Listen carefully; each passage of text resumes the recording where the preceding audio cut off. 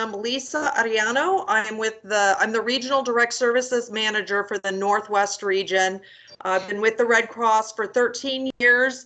I've been on a variety of DRs of all levels: wildfires, hurricanes, typhoons, landslides, flooding, you name it. And then my partner in crime tonight is Renice Bain. Renice, if you'd like to just say a little bit about yourself.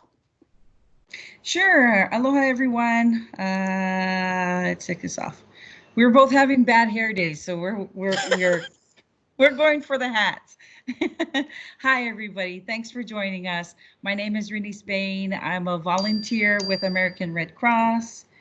Sorry, I should turn off my phone.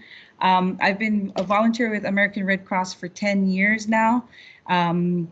I started off volunteering as a DAT responder and a shelter manager, and then into casework.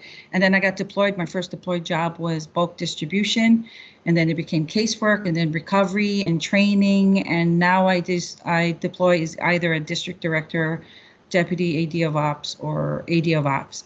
We just got off of our actually, I think we're sort of kind of a little bit out of our response for Hurricane Douglas that we were watching for, that was coming straight for our islands, and it made a UE. And so we got away with that one. We were able to avoid that. Welcome and thank you for joining us in this course, Evolving Recovery Needs as Disasters Grow. Lisa, you ready to start? We good? Yeah, let's get on with it. So we're going to do a little bit of housekeeping. As soon as I can get my slides here. Please enter your name in the chat so that we can take roll call. I know you guys are we're going to just stay really active in the chat thingy here. You might want to share your screen. Oh, it should be.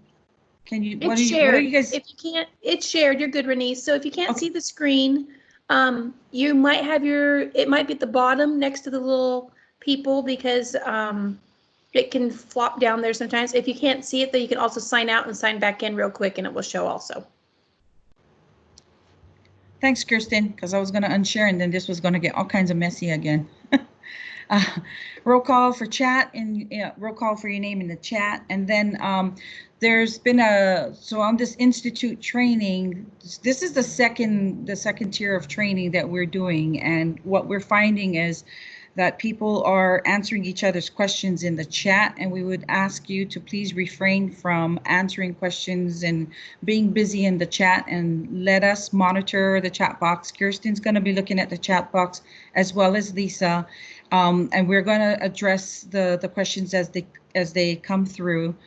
So yeah, we're going to kindly ask you to let the facilitators answer the questions for you. Please mute your audio so we can avoid a lot of background. And then we're going to ask that we're all, even Lisa and I, are going to turn off our videos so that we can help with bandwidth. We find that with everybody's videos on, it's the system starts to get glitchy, and then we can't really communicate clearly because you're catching every other word that we're trying to tell you. Also, let's see, bandwidth issues, yeah, and then back to chat. Use the chat for your questions. So today, our objectives are, at the end of the day, well, our objectives are that we are going to explore. I'm going to turn my camera off. We're going to explore the recovery process during the first phase of a disaster relief operation. What happens? What kinds of key things do we need to look for in order to stand up the operation, and what happens? And we want to give you a preview of how it stood up. For me, as a casework responder, I just showed up and did the work, but it's really great to know that there's all these things in aligning behind the scenes that we don't see. And that's what we're here to show you, so that you can understand why we do what we do, why decisions are made, and how it impacts others. The second objective is to understand the logical steps in establishing and continuing service delivery. Third is assure timely service and how it changes over the course of an operation. And the fourth objective is to review changes to the recovery process due to COVID environment. Lisa? Okay. So where to start, you may ask. Next slide, please.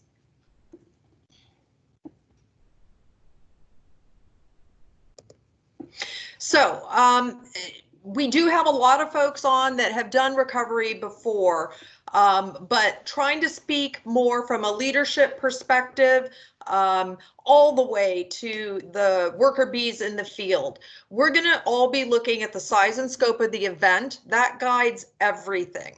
As a disaster evolves, the guidelines and the guardrails that you use are also going to change. And so for recovery, we need to remain flexible in order to stay within the standards that have been established for the particular level of disaster that we're working on as it pertains to recovery. We're going to be looking at all of the information that's been gathered before recovery has actually been activated. So all of that disaster assessment that takes place, the information that they're gathering about the scope of where the damage happened, how heavy is the population in those areas, what is the makeup of that community. We're going to get, as it says, a clear operational picture so that when recovery is ready to launch, we can make better informed decisions about how many people we need, how long we think this is going to take, and how many cases we anticipate opening. So as it started, recovery planning, even though you may not have caseworkers for even the first week or so of a response, it starts at the very beginning, and that's that crucial gathering of information. And the farther ahead of that we can get on any operation and starting to understand all the pieces that are going to affect what sort of recovery program we put together in a DR, the sooner we do that and the more detail that we get, the more spot on we will be when we launch our recovery program, and the fewer adjustments that we'll need to make. So the key here is you need to follow the guidelines that apply to the current size of the event that you're working and be ready to make those adjustments if it changes and grows bigger. And make sure that when you're going in, you're getting your bearings. This is true for any level, whether you're an SA, SV, manager, or AD Ops. You want to know who the leadership is, who is your supervisor. You want to review the information that's been gathered when you come into the job and make sure that you get as full a picture as possible before you start working. Next slide.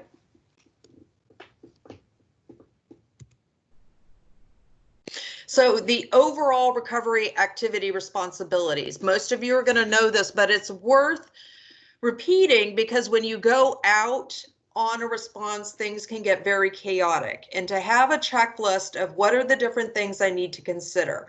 I need to consider how are we going to deliver our recovery program? How many people do I need to do that? How is that going to be done? Is it going to be shelter casework primarily? Is it going to be service delivery sites, a MARC, outreach?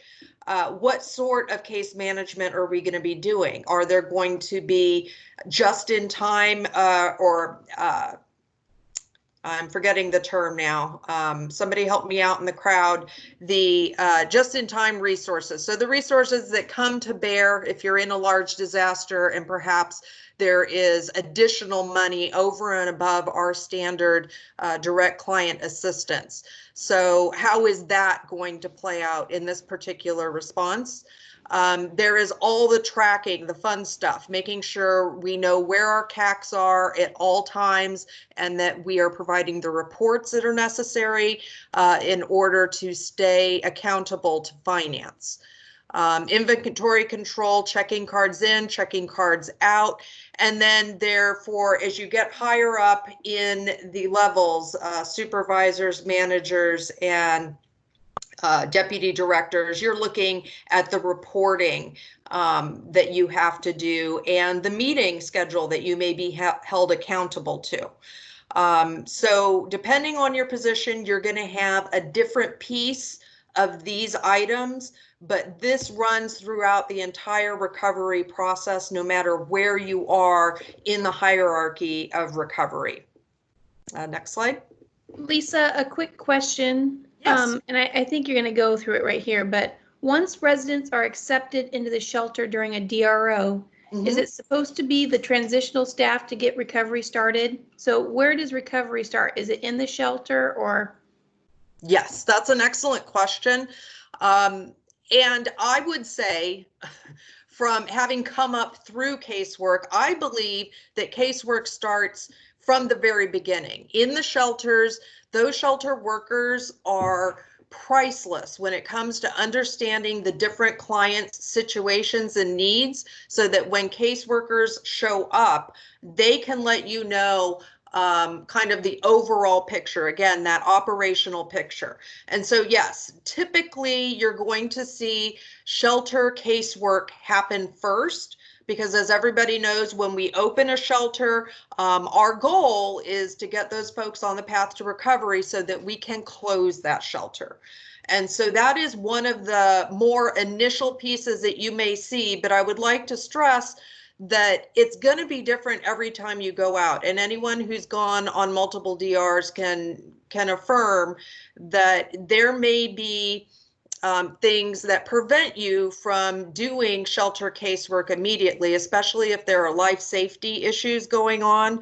At that point, that always takes precedence over us moving forward with recovery. But yes, working in a shelter to find out what clients' situations are is the very, very first step of gathering the information that we need. And on this slide, the operational phases. Are you on the same one? We're looking, everybody should be familiar with this. The initiating phase, when the event happens, the stabilization phase, this is the time in which we're going to see all the activity and we're trying to put our response together. There's the sustainment phase where we're working through the recovery for clients, and then the demobilization phase when we've got most of our work done and we're ready to start wrapping things up. And so we want our activities to begin in that first phase. And I know initially it's all about getting shelters up and so forth, but anybody who thinks that they're going to be on that particular response would be wise to take a look at what was the scope of this disaster and start gathering your own information before you hit boots on the ground to do recovery. It helps you get a grounding when you arrive so that you're not starting from point A. You've already got a little bit of a head start. So we'll have a larger footprint in recovery when we get to the stabilization and sustainment phase for sure. But there is nothing that should prevent you from thinking about what is coming when we are in that initial phase. Next slide. I think this is you, Renice. Yep. So, Kirsten, to your answer about shelter casework, there's some confusion there that we're still kind of ironing out. Because caseworkers are not initially deployed at the beginning of a response phase, there's that working piece that that recovery has to figure out what their plans are as far as how many shelters are out there. I've been in multiple DRs where one was we need caseworkers in the shelters so that they can familiarize themselves with people who may not be able to go back home. And then there were others where shelter workers are like, that's not our job to field who these people are, which is kind of crazy because they're the ones who's talking to the clients, and it'd be best for them to filter the list of shelter clients down to specific people rather than caseworkers going throughout the entire shelter trying to find the people who may or may not need help. And after the impact is made, or after landfall for hurricane or whatever is made, and we become a congregate shelter, that's where we need to start looking at making sure we have caseworkers ready to itinerate the shelters and find those clients so that we can start helping. The process for casework as far as getting money and stuff, so that's where all the confusion is. We can still go in there and find out who's out there, kind of like gather intel and recon, without making any promises. So the dialogue that needs, or the narrative that the caseworkers are going into the shelters with, are the ones are what needs to make, we need to make sure we know what our purposes of going into the shelters, to just kind of establish or count or look and gather data on recon and whatever, who's in there, what are their needs, but not making those promises. And that's a fine, tricky line to do when we're trying to do this shelter casework, because we're in there with nothing to offer them. So we don't want to appear as if we're there to make promises, but at the same time, we don't want to just keep making like 3 or 4 or 5 interviews going in and out of that place. So that's where we're still trying to figure out how are we going to make this as easy and as efficiently and as effective as possible. So for this slide, this is the recovery process. This is phase 1. This is gathering the intel, and it begins with the scope of the affected area. And this is where we get our intel from disaster assessment using RCView. RCView has been a wonderful tool. If you haven't taken that class yet, please make your way to taking that class. RCView will give us more intelligence or intel on what's going on out there than our boots on the ground people could gather for us quickly enough to put it into the computers. And that does not discount that our DA workers are not gathering the information. It's just that the scope of all the information that they have is all put into this one little system that tells us a whole bunch of stuff, like road closures, how many houses are destroyed, major damage, like infrastructure, utilities, stuff like that we need in order to start developing our plan. Assessing the level and the amount of damage is what's going to be driving our recovery plan. So we do need these eyes and ears of what's going on outside, and we get it from disaster assessment because they're the guys that are out there collecting this stuff.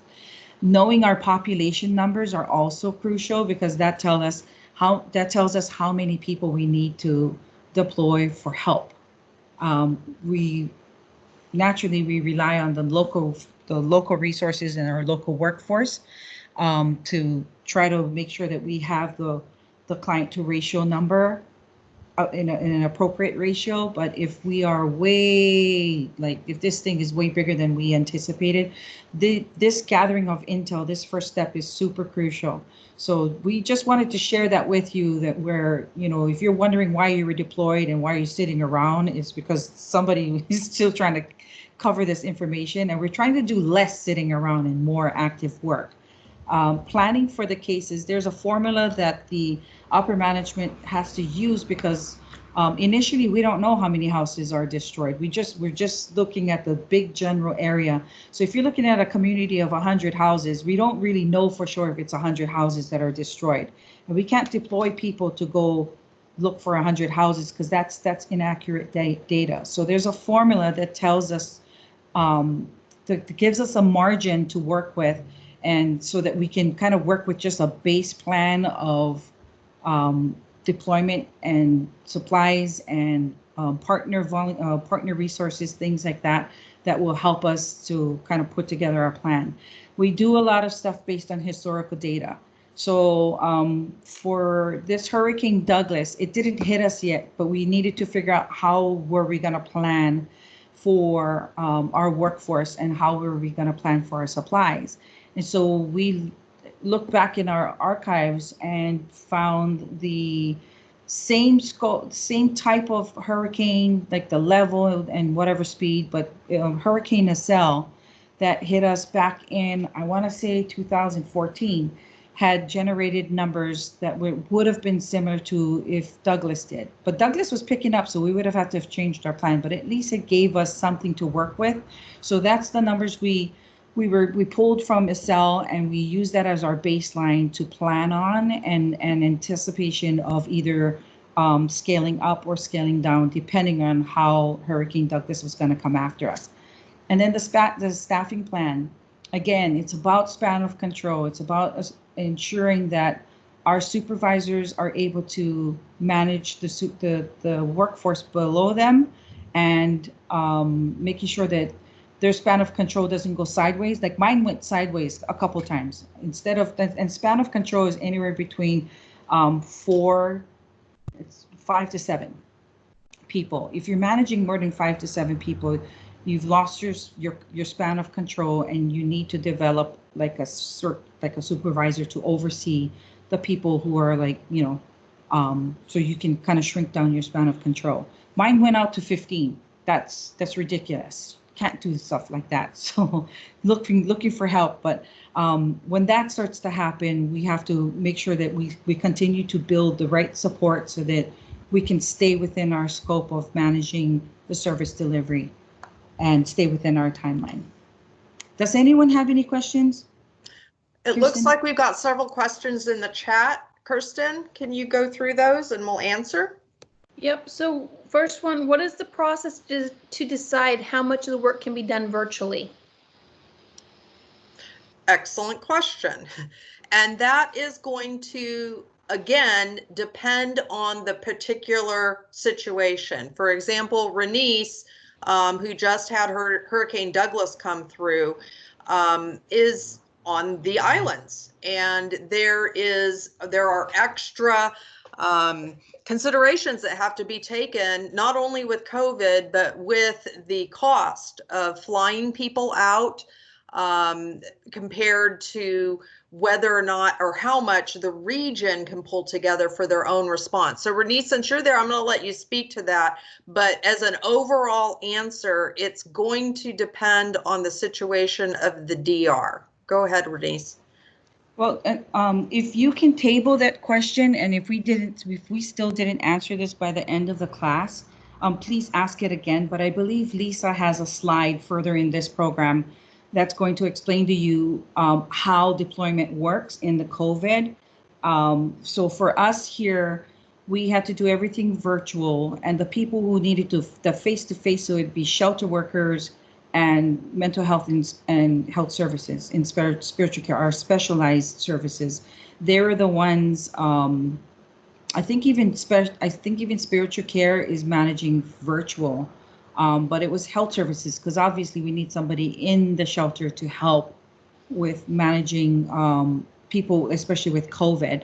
But everybody else was virtual, and this was a struggle because this is different. Like, how do you do this electronically and feel like you're making the impact and the difference that the purpose of why we're here is to help. So how do we do this? Hopefully I will be able to answer your question later, but please ask if Lisa doesn't cover it. But she does have a slide that will address who deploys and how that works. Kirsten, do you have another question? There's several other things here, but I'm pretty sure we're going to come across them from listening last time. There are a couple questions about the shelter resident transition team, and just do they fit in with this, or how does that work? But I think we'll get their big picture by the end. Yeah, hopefully. There's very so there is a shelter resident team, but the deployment of it still confuses me as to how that happens, when it happens. I haven't seen it happen under my watch in the last 2 DRs that I've done. So when I'm thinking about like the shelter, there's another team that comes out that needs to itinerate and problem solve. That doesn't come from the active DRO. That actually has to come from national. So we don't make the decision to problem solve. I mean, we try to problem solve it, but there's a specific team that comes out that does that. And that's not initiated from the DRO. That's initiated from national. So That's above my pay grade. I can't answer you as far as how that happens, but there is a purpose. There is a team that has a purpose to go out and do the problem solving. But as far as the shelter casework management, that's a whole different other piece. Lisa, have you seen any of these teams go out before? I haven't. I've been using my shelter workers to kind of run recon for me and give me feedback about clients who have needs. And then I've been kind of partnering the caseworkers to try to go take care of it that way. Yes, I have not been on, actually, it's an excellent question. I haven't been on a DRO where they have used those.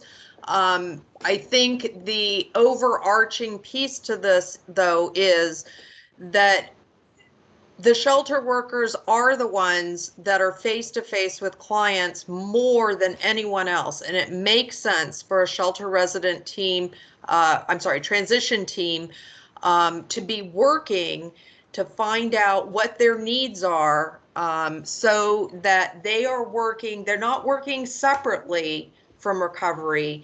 That should be a collaboration. And I think that's kind of what Kirsten was talking about. And later in the deck, we'll talk about the importance of sharing information and working together. We're all trying to get folks moving forward from the disaster they've just experienced. And so the shelter transition team is one way to start moving that process along. So we'll wait until we get to those slides and we can talk some more about that. Okay, Kirsten, you got any others before we move on? No, you're good. You know, I think with time where we're at, we'll just hold questions till the end. If they're quick ones, I'll grab them in the chat, but I think we'll go from there, okay? Yeah, okay, so everybody that's in the class, yeah, hold on, and hopefully you guys are really fast. You're ahead of you're ahead of the game, which is awesome. But we may be answering your questions, so please don't feel like we're bypassing you and ignoring your question. I think most of your questions should be in the slide deck. Again, if it's not at the end, we're going to ask again. And if you didn't get your answer, please ask it again. And then, okay, so service delivery is what's developed that tells us how we're going to do the job, what's the budget to do the job. It also has to determine who gets to decide what the budget is, and it's reliant on the level of the disaster that we're on. So there's all these complicated pieces and different levels of decision making. So we don't want to get into the weeds with you on this, because the service delivery plan can get really prickly and complicated. If you're interested, please let Kirsten know, or I don't know how it works, Kirsten, but if you want, we've had a service delivery plan training, and we can continue to have it I shouldn't be speaking because this is not my authority, but I mean, if you're interested in service delivery planning and how it works, there is trainings that can be offered. Right, Kirsten? Yes, we have a really great video. Perfect. Okay, so the next slide. So wait, did we do this already? Yeah. What? I'm going backwards. There we go. So decision making that affects our factors that affect our decision making is on this list. Excuse me. Basically from this list, this is what actually helps us formulate our decision making. These are the things that will impact the direction that the service delivery plan is going to be going. I don't know how else to explain it, except that these are factors that will impact decision making, and will drive the complexity, like again, level, finance. Sometimes, even in mass care, there are some events where the event will grow, but the budget will still stay the same because it doesn't require a larger budget. So, and I don't know if it's making sense to you folks, but it's in ConOps. So this is one of those screens in ConOps 3.0 where they start talking about what makes the levels and the budget decisions, what drives that, and then there's that the complicated part where the level raised but the budget didn't, or vice versa, and I forget how it worked, but yeah, so these are the factors that affect our incident decision making. Accountability. Oh, sorry, go ahead. Did I hear a little? Yep. Skirmish? Go ahead. So accountability. So this particular graph is showing, based on the level of your disaster, who has authority for what, who's in charge of the budget, who has authority up to what amount of money to make decisions, who's got operational responsibility, and so on. And we're showing this because this, I think you're going to see change, because we are looking at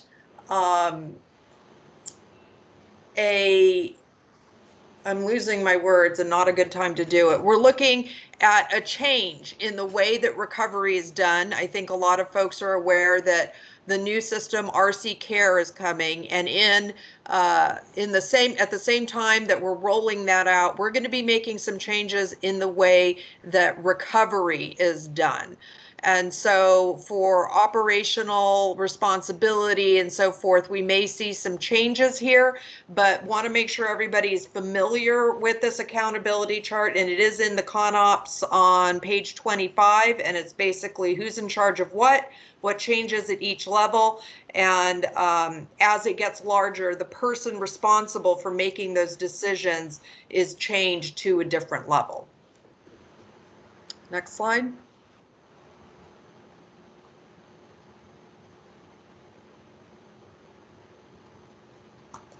Whoops. Didn't go. There you go, Bernice. Okay. So continuing on our phase 1, this is where the mode of delivery is this. So this is based again on the circumstance of the event. The mode considerations again will include client access, potential available sites for service delivery, potential communication issues, and everything's gone virtual, so access to computers, Wi-Fi, cell phone, things like that. We had opened up a convention center thinking that we would have had, it's a convention center, they're fancy, they should have all the stuff, but we found out that once you enter into the convention center, you actually have to purchase the Wi-Fi to use it. And the parking lot is a complete blackout area where no reception. So, the decision making, it really depends on where you're at and how you're planning to do your service delivery.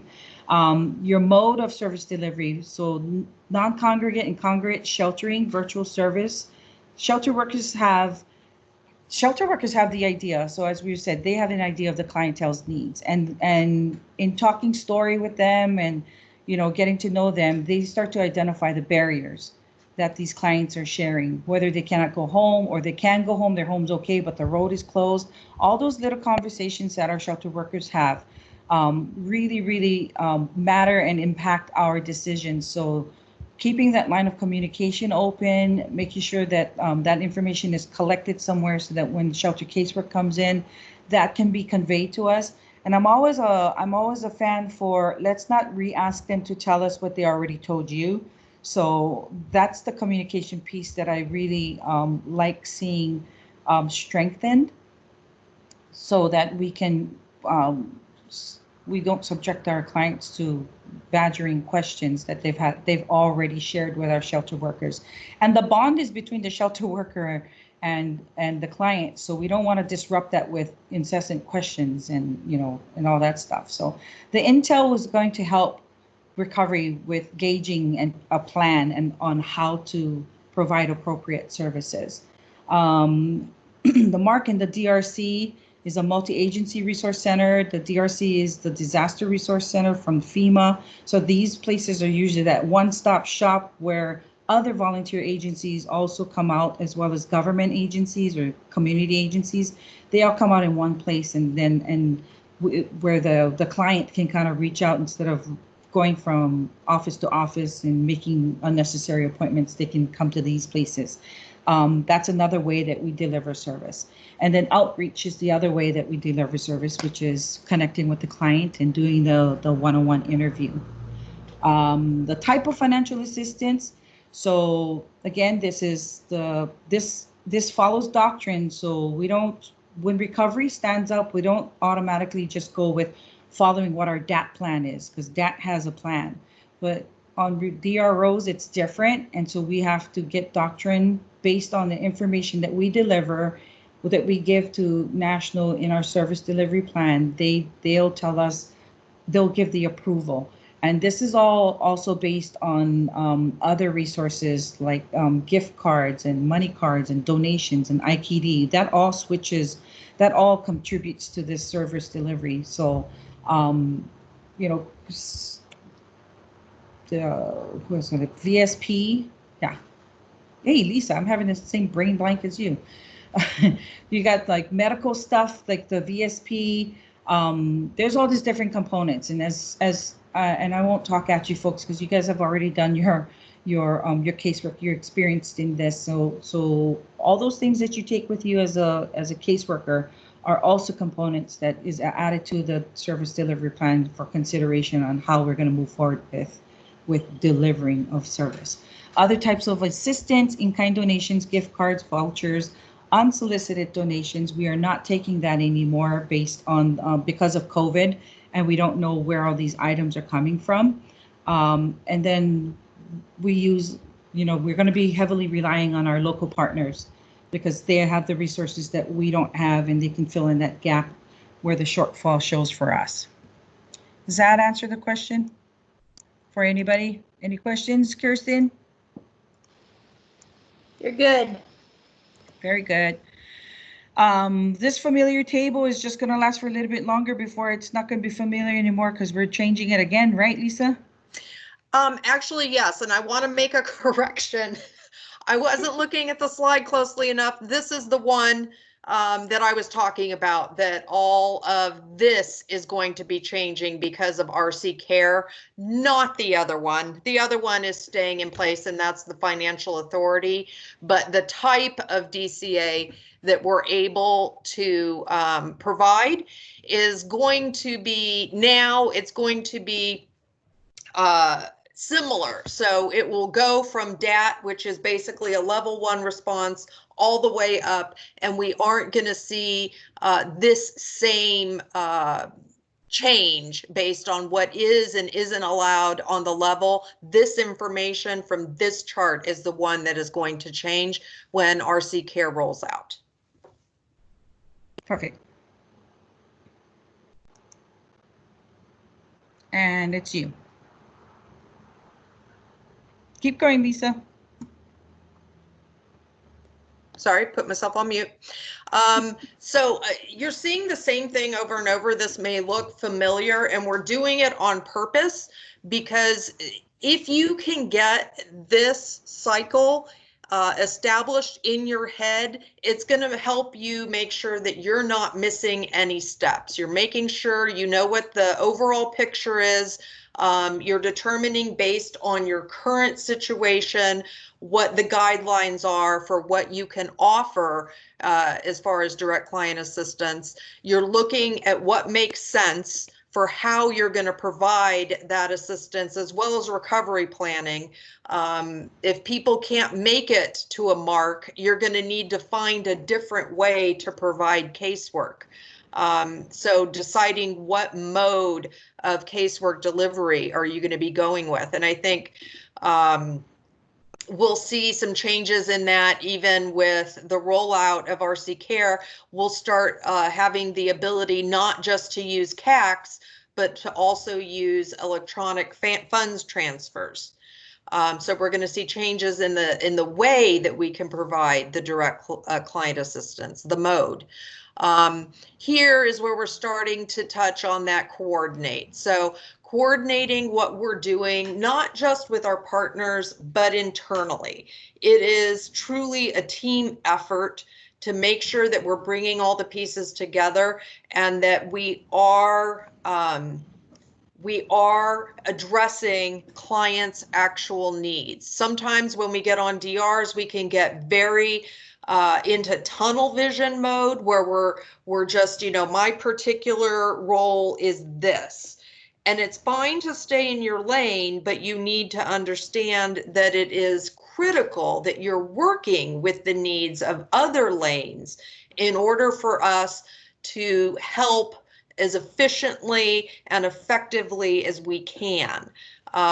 So I just wanted to stress that coordination, and it goes with the agencies as well. We make a big effort not to duplicate assistance. So if we find out that FEMA is doing a certain piece, or they're a local organization that may be offering a particular service, we're going to go ahead and try and let them take the lead on that piece so we can focus on other unmet needs. Lisa, when is RC Care going to be rolled out? RC Care, it's being rolled out in 3 groups. Hopefully your region has communicated to you what group you're in, but it's A, B, and C. And the first group is already getting ready. And so it'll be done in phases where there'll be a communication phase, a training phase, and then an actual implementation phase. The region that I'm from, Northwest region, is actually in the 3rd group. So I have not had eyes on. I know that the Central California region is in the A group, and so we're definitely going to be looking over their shoulder. But yes, there are going to be a lot of changes, and I suspect there will be questions around that, but I really want to work through the deck so we have time to address that. So also on this slide, making sure you've got the appropriate workforce. This is always a push and pull. And I know sometimes if you're the one that's actually meeting with a client, you can't understand why, if there are 500 clients lined outside your service delivery center, that there's only 3 caseworkers there doing the work. And there's a lot that goes into how many folks were allowed to get on the ground, as well as it may be that certain numbers have been requested, but we're not getting those requests filled. So there are a lot of factors that go into that. And I would also like to say, in the interest of good collaboration and allowing us to do the best job for our clients, is letting your supervisor know, you know what, we need more help here. Why don't we have more people? And trying to make sure that communication is going both up and down the pipeline. So always, if you have something to say, let somebody know it, do it in a nice way, but communication is priceless in establishing good service delivery. I think we are going to next slide.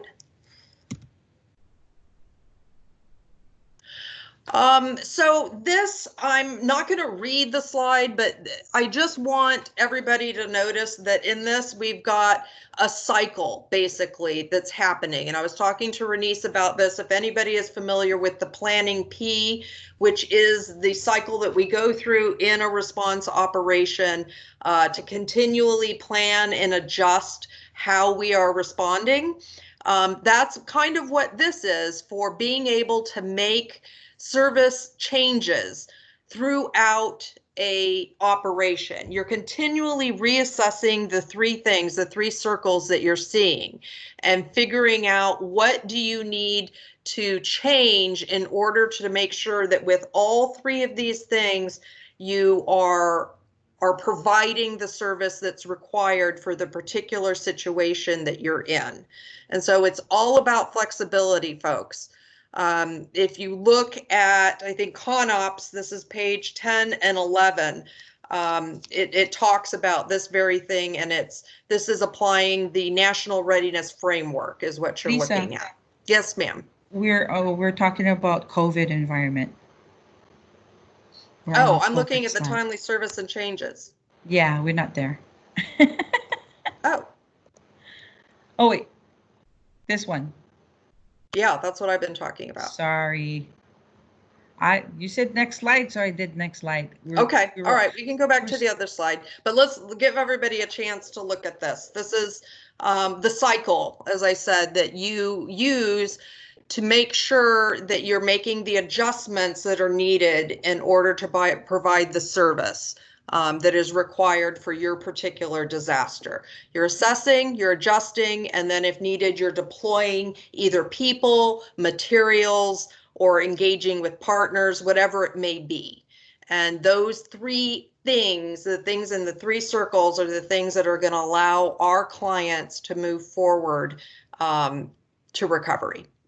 Okay, so now we can go to COVID, my favorite topic. I'm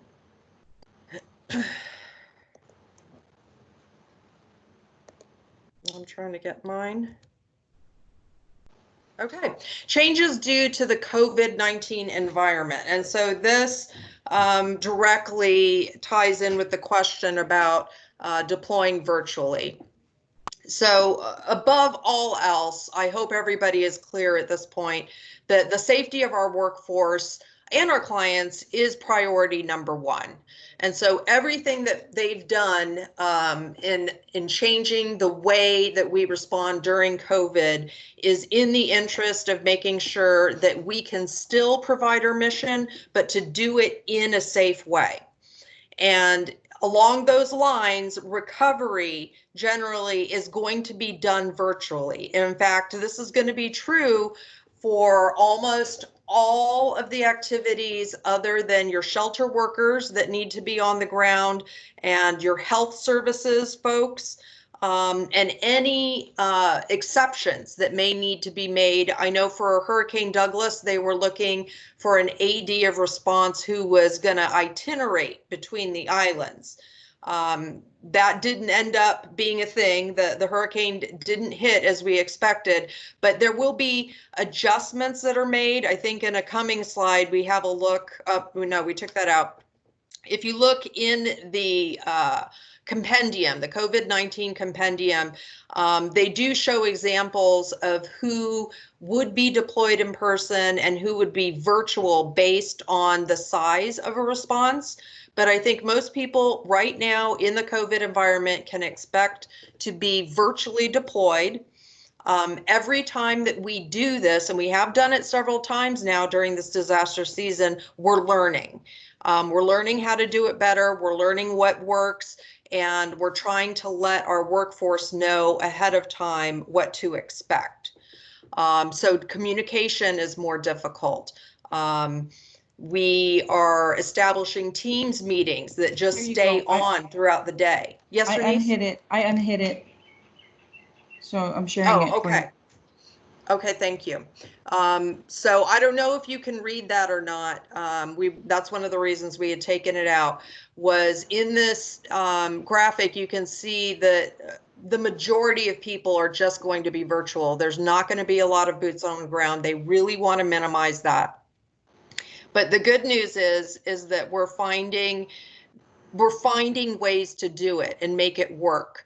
And I am going to keep talking a little fast so that we can, if people have specifics, I do want to get to specific questions on how do we make this work.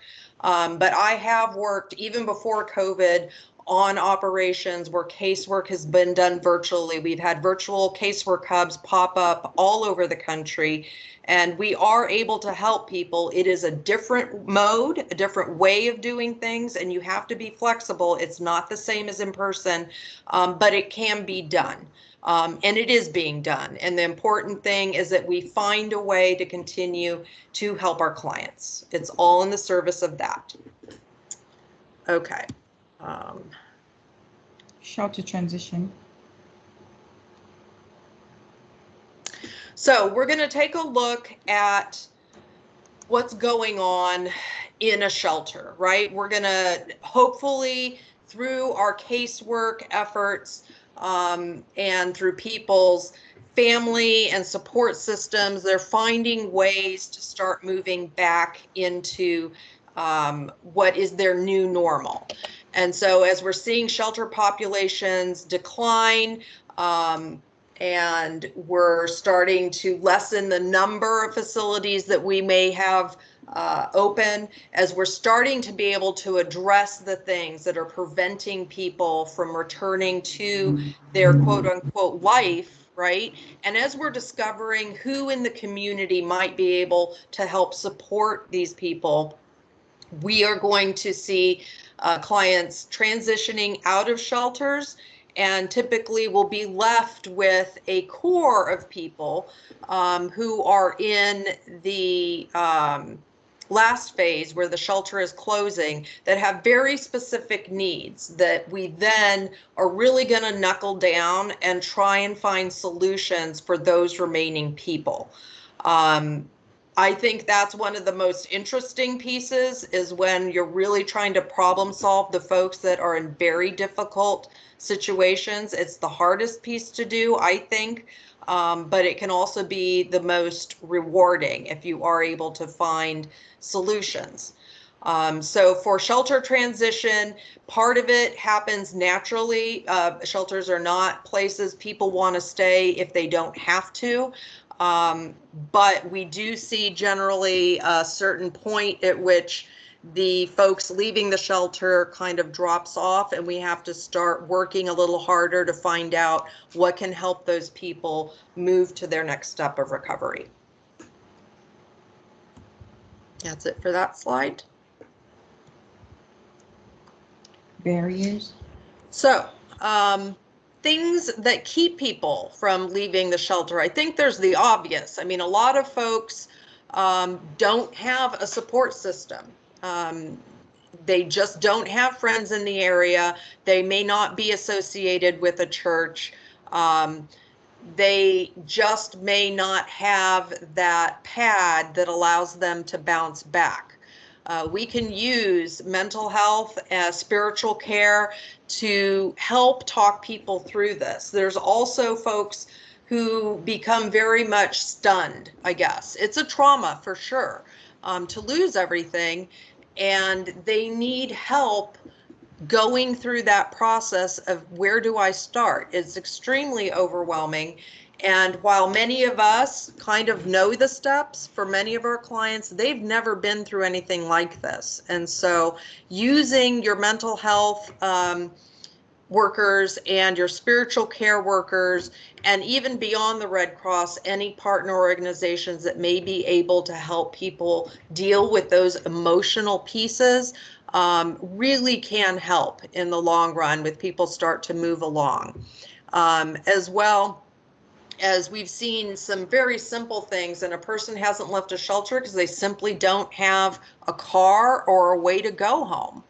And sometimes a bus ticket can help with that. It may be that we have several folks in the shelter who were pre-disaster homeless, and trying to offer them any services that may be available in their community. It is their choice whether or not they take advantage of those, but the main thing is to try and find options for people and give them choices so that they can become the directors of their own recovery. We're not there to do it for them. We're simply there to help show them how to start and to begin. So Lisa? Yes, ma'am. One person, Patricia, is asking, are we using barriers now instead of roadblocks? Is it one and the same? So roadblocks is really more the term that we use for direct client assistance when we're assessing. We may be assessing whether or not they qualify for supplemental assistance, but the two words are basically mean the same thing. It's something that's preventing a person from moving forward.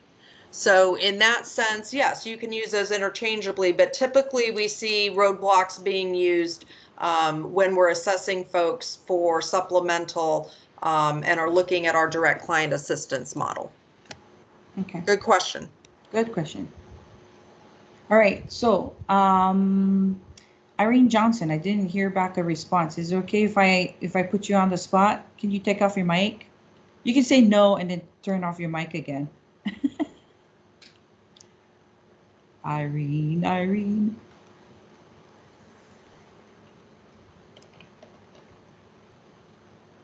No, I didn't hear her. So I saw a comment here that Irene was a virtual caseworker in Michigan floods. Oh, there you are. Hi. Hi. I took So- a picture of the last slide. I was processing the last slides. Sorry.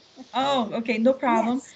So on this slide, we're talking about collaborating with all of these different, with everybody on this table. And in order for us to be successful, it has to be a teamwork. It's not a us versus them. It has to be collaborative. So you were sharing that you did virtual casework in Michigan. So can you tell me, can you share the value of collaborating with one of these activities and how it helped? Well, it was essential because most of the caseworkers, except one or two local people, were virtual. Now, the few caseworkers that were there, they were nonstop collaborating with the shelter managers. It was a time when we got all of the leftover clients into hotels. So in fact, even the people who, the feeding people who delivered the food, they left it out in front. Occasionally, they would be the people who would have to verify IDs for our clients. Did you have Does any that access help? to? Sure. So you named shelter. We went to alternate sheltering. Did you guys have to use virtually collaborate with health services or mental health? Yes, yes. Fortunately, again, there were one or two on the ground, but we had a lot of help with them too. But they were also predominantly virtual, and we didn't really intercommunicate. Everybody was in the team's morning stand-up meeting, so we all heard the same basic information. But we put in requests through CAS in the same way.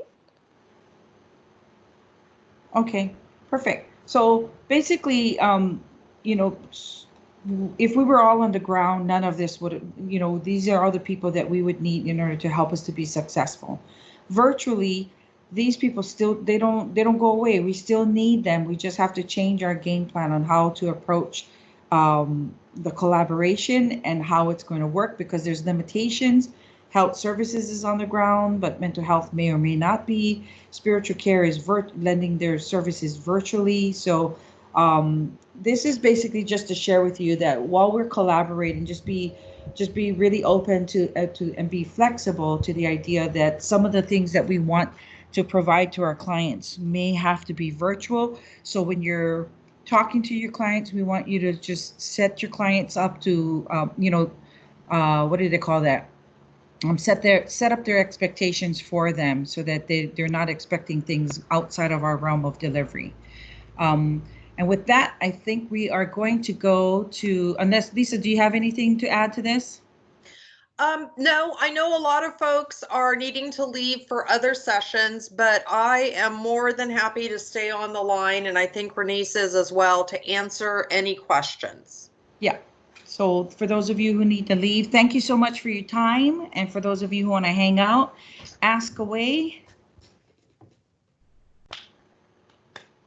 This is Irene. I just wanted to say how important community services was for us.